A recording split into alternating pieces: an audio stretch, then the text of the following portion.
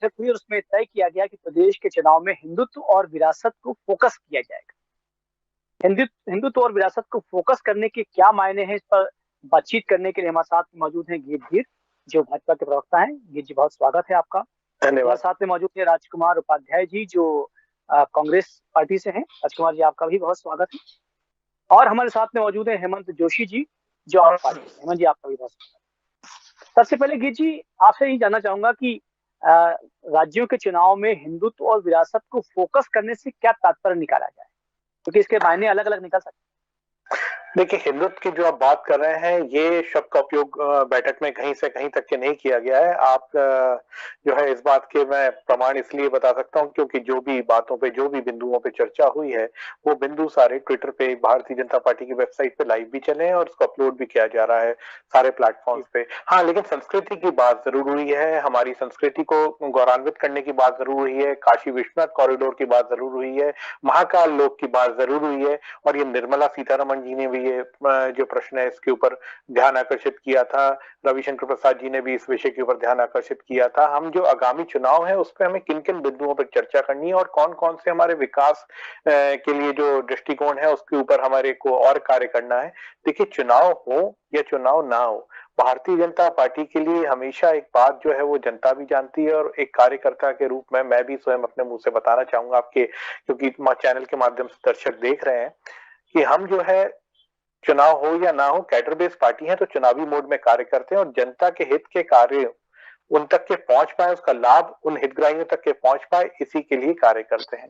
तो राष्ट्र हित के लिए कार्य करते हैं। सबका साथ और सबका विकास की जो हम बात करते हैं वही है, और इसी को ध्यान में रखते हुए सभी बिंदुओं पर चर्चा हुई थी। तो कोई ऐसा हिंदुत्व का एजेंडा नहीं कि हम बाकी किसी को पीछे छोड़ रहे हैं, क्योंकि हम तो आप चाहे किसी भी वर्ग को उठा के देख लें, चाहे वो हिंदू मुस्लिम सिख ईसाई हो, चाहे आप उसको किसी जनजाति या अनुसूचित जाति, जनजाति या पिछड़ा वर्ग कहीं से भी देख लीजिए, हमने सबको बराबर का दर्जा दिया है। तो सबकी बात जो है बराबर के दृष्टिकोण से ही रखते हैं और सबके विकास की बात करते हैं। तो ऐसा ना कभी कुछ बिंदु होगा, ना कभी कुछ हुआ है।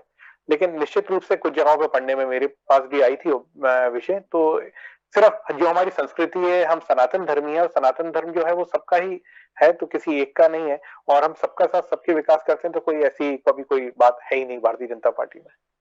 जी जी, चलिए राजकुमार से बात करते हैं। राजकुमार जी, जो बात की जा रही है, हालांकि धीरज जी जो है इस बात को नकार रहे हैं कि हिंदुत्व का कोई मुद्दा हुआ, वहां पर शब्द आया था। लेकिन हिंदुत्व और विरासत को यदि फोकस पे रखने की बात एक पार्टी के द्वारा की जा रही है, तो इसके मायने आप क्या समझते हैं?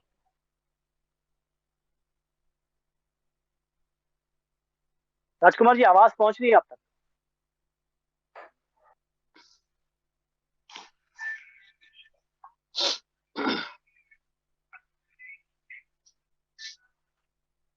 राजकुमार जी की आवाज हम तक नहीं पहुंच पा रही है, शायद हमारी आवाज नहीं पहुंच पा रही है।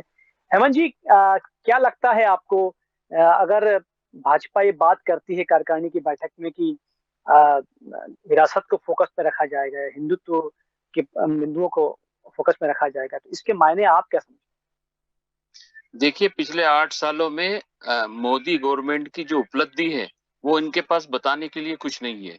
इसीलिए देश को जाति के नाम पे बांट दो, धर्म के नाम पे बांट दो, हिंदुत्व की बात कर लो, या वो आपने तो स्वतंत्रता सेनानियों का भी बंटवारा कर दिया, जिन्होंने अपने प्राणों की बलि लगा दी देश के स्वतंत्रता के लिए, उनको भी अलग अलग बांट दिया। आप उनकी बात करिए। ये हिंदुत्व हिंदुत्व हम भी मानते हैं, हम भी भक्तों को मानते हैं। इनकी उमा भारती ने थोड़े दिन पहले ही बोला कि बोले जो राम और कृष्ण है, बोले उसपे बीजेपी का कोई पेटेंट नहीं है, जब आपके नेता ही खुद हमारे धर्म के बारे में ऐसा बोलते हैं। तो ये इनके पास में कुछ मुद्दे नहीं है, ना शिक्षा पे बात होगी, ना स्वास्थ्य पे बात होगी, ना रोजगार पे बात होगी। हिंदुस्तान की कौन सी यूनिवर्सिटी टॉप 100 में आती है पूरे विश्व में? ना हम शिक्षा में आगे हैं। हमारा जो ब्रेन ड्रेन है, जो हमारे यहाँ मेहनत करने वाले बच्चे हैं, वो विदेश को सक्षम बनाते, विदेश को शक्तिशाली बनाते। क्यों नहीं वो उनके लिए यहाँ पर रोजगार के साधन है, या उनके लिए जरूरी चीजें उपलब्ध कराई जाती है। इसलिए सब्जेक्ट कुछ है नहीं, अचीवमेंट कुछ है नहीं, उपलब्धियां कुछ है नहीं, तो हिंदुत्व में बात की जाएगी। हिंदुत्व से हम भी हिंदुत्व को मानते हैं, हम भी हिंदुत्व को मानते हैं, हम भी सनातनी है। पर ये हर हर हर चीज का निकाल ये नहीं हो सकता, हर समस्या का हल हिंदुत्व नहीं हो सकता। आप हैं? डेवलपमेंट पे बात करिए, शिक्षा पे बात करिए, स्वास्थ्य पे बात करिए, रोजगार पे बात करिए, ओवरऑल डेवलपमेंट पे बात करिए। जी। लेकिन गीत जी, हालांकि हिंदुत्व के मुद्दे की बात तो नकार रहे हैं, लेकिन अगर विरासत की बात हम करें और भाजपा यदि ये बात कहे कि चुनाव में, जो राज्य के चुनाव है या केंद्र के चुनाव है, उसमें विरासत के को आगे रखेगी, विरासत को फोकस करेगी, यानी कि जो हमारा इतिहास रहा है, गौरवपूर्ण इतिहास रहा है, हम उसका जिक्र करेंगे, उसे आगे लेकर आएंगे, तो क्या बुराई है? देखिए, बिल्कुल जो है इसी बात पे मेरा भी कांग्रेस से भी यही सवाल है, आप पार्टी से भी यही सवाल है। देखिए, जोशी जी भी जो बात कर रहे हैं, उमा भारती जी ने जो बोला है, उन्होंने कहाँ कुछ गलत बोला साहब? मैं तो वही तो आपसे पूछ रहा हूँ। उन्होंने तो दूसरी पार्टियों के लिए बोला, उन्होंने तो, वो तो भारतीय जनता पार्टी से हैं, मुख्यमंत्री रही है, पूर्व मुख्यमंत्री मध्य प्रदेश शासन की, तो उन्होंने तो यही बोला कि किसी का हक नहीं है। देखिए, ये उन्होंने क्यों बोला, इसका ध्यान आकर्षित करने के लिए मैं बिल्कुल साफ रूप से बता देता हूँ। राहुल गांधी जी का उदाहरण ले लीजिए, फिर आप कमलनाथ जी का उदाहरण ले लीजिए। कमलनाथ जी का भी एक वीडियो वायरल हुआ था जिसमें वो कह रहे थे हम हिंदुओं को देख लेंगे मुसलमान समुदाय के साथ में। क्या कभी भारतीय जनता पार्टी के किसी नेता का इस प्रकार का आपने बयान सुना है या इस प्रकार का बयान देखा है? आप इस प्रकार की बात जो है केवल और केवल दूसरी पार्टी के लोगों से क्यों सुनते हैं? तो साफ जाहिर होता है कि भारतीय जनता पार्टी की जो मंशा है वो सबका साथ सबका विकास की, जो मैं बात बोल रहा हूँ उसी की। फिर आपने बोला शिक्षा के ऊपर ध्यान नहीं दे रहे साहब, आध्यात्मिक, आप हिंदू हैं, आपने बोला आपको गर्व है, सब बहुत अच्छी बात है, मैं भी इसका सम्मान करता हूँ, स्वयं सनातन धर्मी हूँ, स्वयं हिंदू की भावना को जो है आगे बढ़ाने के लिए आप जो बात कर रहे हैं उसमें आपके साथ खड़ा हूँ। और निश्चित रूप से आपको ये भी मानना पड़ेगा कि साहब आध्यात्मिक विभाग बन गया है मध्य प्रदेश शासन में, माननीय मुख्यमंत्री शिवराज सिंह चौहान जी के नेतृत्व में बना है ये, और किसी राज्य में अभी बना भी नहीं, और ये मॉडल को अब जगह कॉपी किया जा रहा है, अब जगह उठाया जा रहा है। तो इससे, इसके अंदर किसी एक विशेष धर्म समुदाय के विशेष के ऊपर तो ध्यान केंद्रित नहीं किया जा रहा, सबके विकसित होने की बात की जा रही है।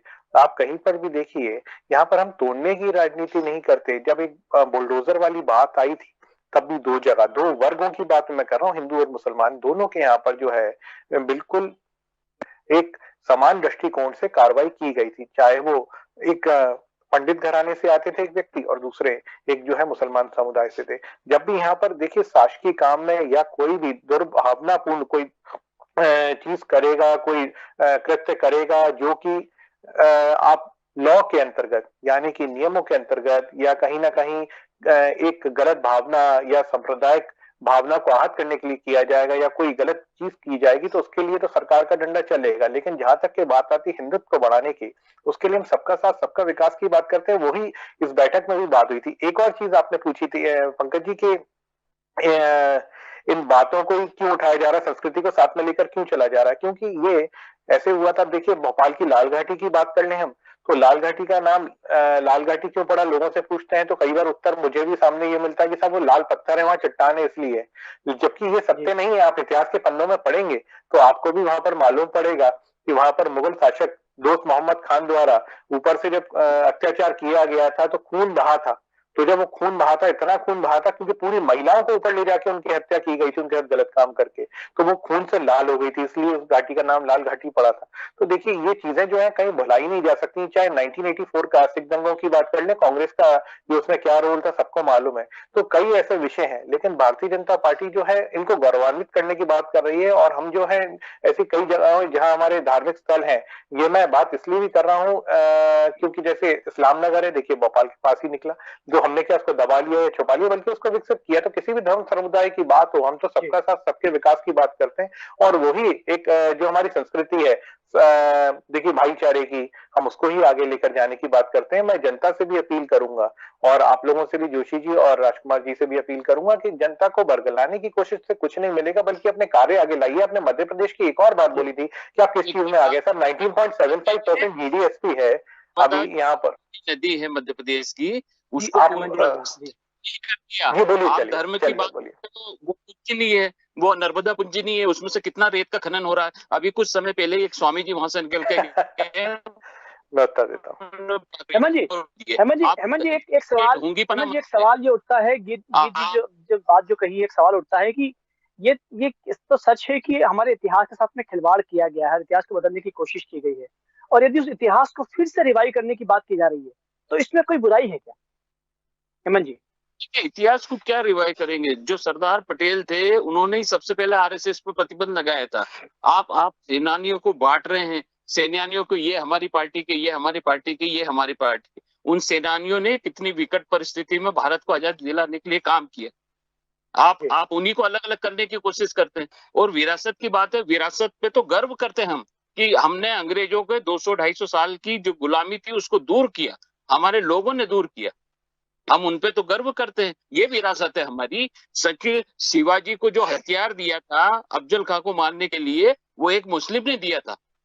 अब शिवाजी की सेना में भी बहुत सारे मुस्लिम थे, तो हम ये नहीं कह रहे हैं कि क्या था और क्या नहीं था, पर बाकी के सबने साथ दिया। 1857 की क्रांति में भी मुसलमानों ने भी साथ दिया, सिखों ने साथ दिया, सबने मिलकर अंग्रेजों के खिलाफ दिया।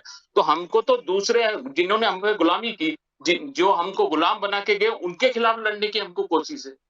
हमको आपस में लड़ने की कोशिश क्यों है? देश के सब नागरिक एक है, सबने साथ दिया है, तो ही तो हमें आजादी मिली। जी जी जी, राजकुमार जी शायद हमसे जुड़ पा रहे हैं। राजकुमार जी, आवाज आ रही है आपको? जी, क्या बोला राजकुमार जी, सवाल ये है कि गीत जी जो कह रहे हैं कि हिंदुत्व के मुद्दे पर बात नहीं हुई है, लेकिन विरासत के मुद्दे पर बात हुई है। तो सवाल ये है कि विरासत पे यदि भाजपा फोकस पे रखती है तो उसमें बुराई क्या है?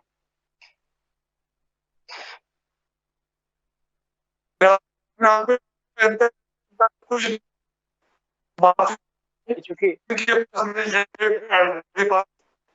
देश की आजादी में हमें जो लड़ाई है, जो कांग्रेस पार्टी के लोग समझ में नहीं आ रही है राजकुमार जी, आपका नेटवर्क, क्योंकि नेटवर्क की समस्या आ रही है, आपकी आवाज हम तक प्रॉपर नहीं पहुंच पा रही है, आपकी आवाज प्रॉपर नहीं आ रही है। जी, चूंकि समय कम है, जी बताइए कि विरासत की बात होगी, लेकिन इसके अलावा कुछ और मुद्दे होंगे जो चुनाव में रखे जाएंगे? जी बिल्कुल बिल्कुल, काफी सारे विषयों पर चर्चा हुई है। देखिए, मूल तौर पे जो है बात यही है कि अभी 2 साल जो है लगभग वैक्सीनेशन को कंप्लीट हो गए हैं। इस प्रकार के जो प्रोपोगंडे फैलाए जा रहे थे वैक्सीन के लिए, अनैतिक चीजों के लिए, इन सब से ऊपर उठ के हमें देश के विकास के लिए बात करनी पड़ेगी, जो हम कर रहे हैं। और कहीं ना कहीं आज जो हम बात कर रहे हैं टॉप 4 में आ रहे हैं, हम टॉप 5 में भी नहीं, जब हम विश्व गुरु बनने की ओर है। तो ये कांग्रेस भी कर सकती थी, लेकिन भारतीय जनता पार्टी नहीं करके दिखाया। जहां तक के सरदार वल्लभ भाई पटेल जी की बात बता रहे हैं जोशी जी, तो जोशी जी सवाल कांग्रेस से करिए कि क्यों नहीं प्रधानमंत्री बनने दिया। हम तो उनकी जो है प्रतिमा स्थापित करके आए, कितनी बड़ी, स्वयं प्रधानमंत्री जी ने जाकर उसके लिए बहुत जो है परिश्रम से वो एक मूर्ति को स्थापित करवाया है। आप स्वयं कांग्रेस से सवाल करिएगा और इतिहास के पन्नों को खंगालिए। मैकाले द्वारा जो नीति बनाई गई थी कांग्रेस के नेतृत्व में, वो बनाई इसलिए गई थी कि हिंदुस्तानी जो है वो बाबूगिरी करे, कभी वो आगे बढ़ ही नहीं पाए, कभी हम इंडिविजुअल या एंटरप्रेन्योर्स या हम कभी इंडस्ट्रियलिस्ट बन ही ना पाए। अब जो नई शिक्षा नीति आई है इस क्षेत्र से हर तरफ जो है आपको उज्जवल भविष्य दिखेगा आने वाले युवाओं का। आप यहाँ पर देखिए इन्वेस्टर्स मीट हो रही है, चाहे मध्य प्रदेश की बात करें, चाहे हम अनेक जगहों की बात करें। जब एक राज्य कोई भी प्रगति करता है तो देश में कहीं ना कहीं वो बढ़ोतरी में बहुत बड़ा सूत्रधार का रोल निभाता है। तो मध्य प्रदेश उस दृष्टिकोण से भी बहुत आगे निकल चुका है, क्योंकि पहले बात की जाए तो सिर्फ गुजरात और महाराष्ट्र को देखा जाता था। अब मुझे खुशी है कि गुजरात और महाराष्ट्र तो है ही, लेकिन अब मध्य प्रदेश भी जो है इस चीज में अग्रसर हो गया है। तो कहीं ना कहीं आप नर्मदा की बात कर रहे हैं, कहीं खनन की बात कर रहे हैं, सब पौधारोपण कभी जाकर तो देखिए कितने पौधे लगाए हमारे माननीय मुख्यमंत्री जी ने नर्मदा किनारे। कभी परिक्रमा करिए, कभी समय कमी, हेमंत जी बहुत संक्षिप्त बताइए। हेमंत जी बोलिए। 1000 करोड़ रुपए खर्च करने का क्या हाल है सबको पता है। जो शिवराज जी है, सिर्फ एक पौधा लगाने से देश का पर्यावरण या नर्मदा को पुनर्जीवित नहीं कर पाओगे आप। ऐसी हालत हो रही है, उसमें रेत खनन होना है। आप सपने देखिए और जनता को भ्रमित नहीं कर पाएंगे।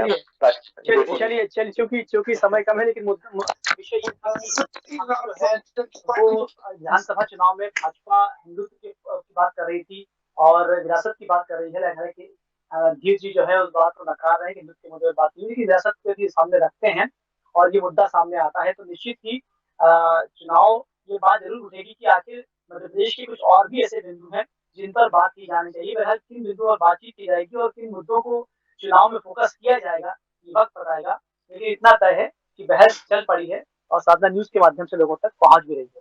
आप हमसे जुड़े, जीत जी, हेमंत जी और राजकुमार जी, देखते रहिए साधना न्यूज।